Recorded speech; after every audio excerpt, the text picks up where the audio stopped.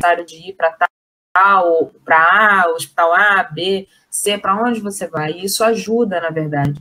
A administração pública precisa trabalhar com tecnologia. Minha dúvida é se o Brasil trabalha com isso. Não é? Se o Brasil tem trabalhado com isso, com tecnologia na administração pública de maneira séria. Ah, tá. Não de maneira... Você não coloca isso de maneira séria e fica complicado. Eu vi duas medidas, eu tenho que elogiar duas medidas. Eu vi, no caso, o SUS entrando em contato com os idosos através do telefone 136, perguntando, no caso, era uma mensagem, você confirmava se tinha febre ou não, para eles mapearem. E, no caso, a Prefeitura do Rio, e parece que São Paulo também está utilizando, os sinais das antenas celulares para identificar aglomerações. Então, assim, duas medidas até surpreendentes, né? E que me causaram até um aspecto positivo. Claro que contratar o Cacique Cobra Coral era muito mais eficiente. Eu até mandei um link no chat aqui. Eu vi. Entendeu? Mas... Isso destrói todos os argumentos que eu tinha para falar sobre orçamento, sobre administração pública, o momento da alocação do orçamento, toda a parte técnica que a gente tinha que falar do direito morre. É difícil. É muito difícil. Quando a gente coloca o Brasil no meio, infelizmente a coisa está difícil de manter um discurso sério, uma coisa mais consubstanciada. E está muito difícil, porque é inevitável, porque a gente faz a menção aos governantes e a coisa vira uma piada. Né? Vira uma piada. Vira um absurdo. Nem a mais absurda obra de ficção consegue chegar aos pés aqui do que acontece. Não tem nenhum... A ficção não consegue. Acho que nem Orwell, o livro 1984, chega perto do que acontece por aí, né? Não. Até porque a evolução dos bichos também, né? A gente só tem acesso a uma superfície de informações. Se a gente se aprofundasse, ia ser pior. Para a sanidade mental de cada um. É verdade, você quer ver uma coisa que é muito louca? A quantidade de leitos em UTI que o Brasil tem e a quantidade de leitos que já são ocupados. Eu já procurei essa informação várias vezes e todas as vezes que eu procuro é um dado diferente. O Ministério da Saúde fala uma coisa, às vezes o Ministério fala uma coisa, mas a Secretaria fala outra. Eu vou contar uma coisa que acontece aqui. Você programa política pública desse jeito. Eu vou contar uma coisa que acontece aqui nos hospitais, que é o seguinte. Existem hospitais que têm leitos de UTI bloqueados, tá? Que não vão parar no FEJREG para atender a autoridade. Não para atender as liminares. Liminar, autoridades e familiares de autoridades, no caso. Então. Porque, assim, eu confesso, eu acho o sistema de saúde daqui, na teoria, o sistema como funciona o SUS, a hierarquia de atendimento, os hospitais, as especializações, o atendimento, eu acho bom, eu acho eficiente, considerando a gestão financeira porca que tem aqui. Mas a saúde de base, de acompanhamento do médico ao idoso em casa, de você ter um especialista, esse problema de pele aqui, você vai, né, dermatologista.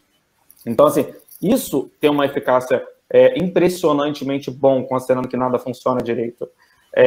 O grande problema aqui chega quando há o colapso, quando a pessoa tem que ir para o hospital por internar e tudo mais. E aí as coisas já começam a desandar por aqui. Segundo os noticiários e as pesquisas, o Brasil é o terceiro em número de UTIs, né, no mundo, né, ficando atrás somente de respiradores. UTIs com respiradores, que eu tinha visto, né? Atrás só da Alemanha e dos Estados Unidos. Mas isso é só uma contagem de máquina ou é contagem do que funciona? Eu acho que é só uma contagem de máquina, porque o Brasil não tem essa quantidade de leitos de UTI. Tem que tomar cuidado, porque aqui no Brasil a gente tem situações de, tipo, uma rua dizer que é asfaltada no edital e na prática ela não é asfaltada. Exatamente. Não, X ambulâncias, elas só tem uma, porque as outras estão... Só tem uma funcionando, que tem 300 quebradas.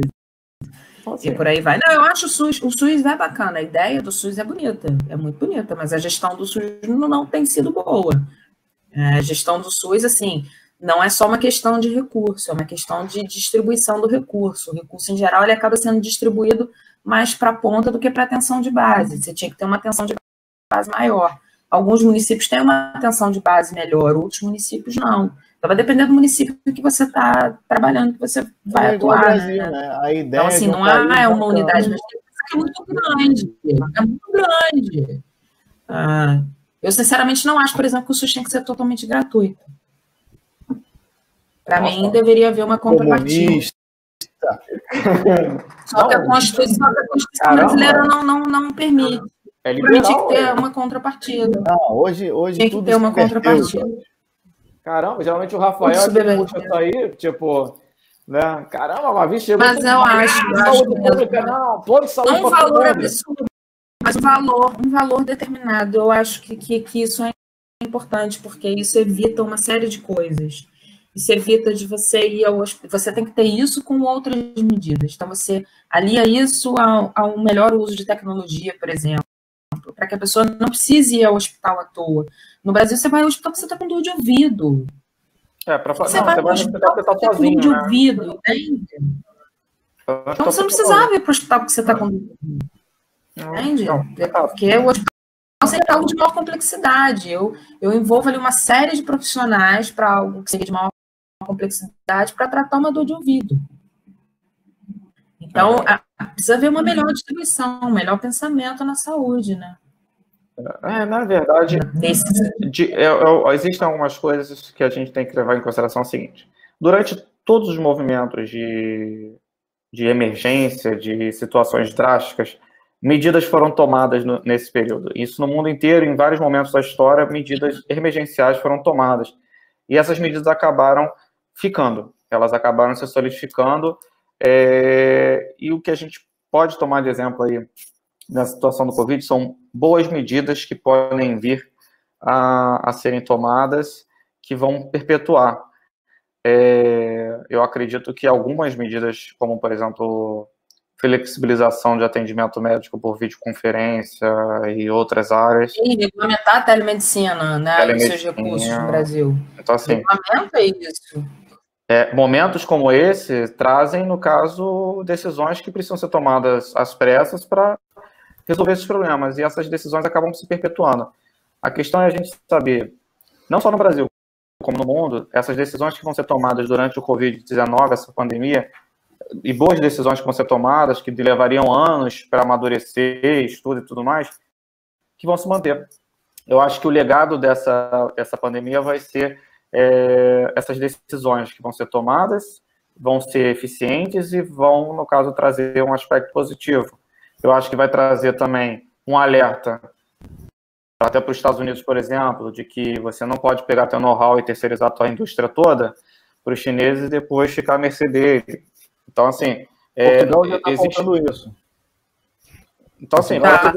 Portugal já... Eu não sei se foi o primeiro-ministro ou o presidente, já se pronunciou... Foi o primeiro-ministro, Antônio Costa. Ele já se pronunciou nesse sentido, falando, olha, é o momento de repensar na questão da produção terceirizada, mas é exatamente o que você falou, principalmente em relação à China, para Portugal voltar a produzir os bens essenciais, para a gente não ficar dependendo do mundo, dependendo da China e tal. A União Europeia deve seguir esse mesmo caminho, e isso, inclusive, deve fortalecer muito o bloco da União Europeia, se efetivamente conseguirem aumentar essa questão da produção interna.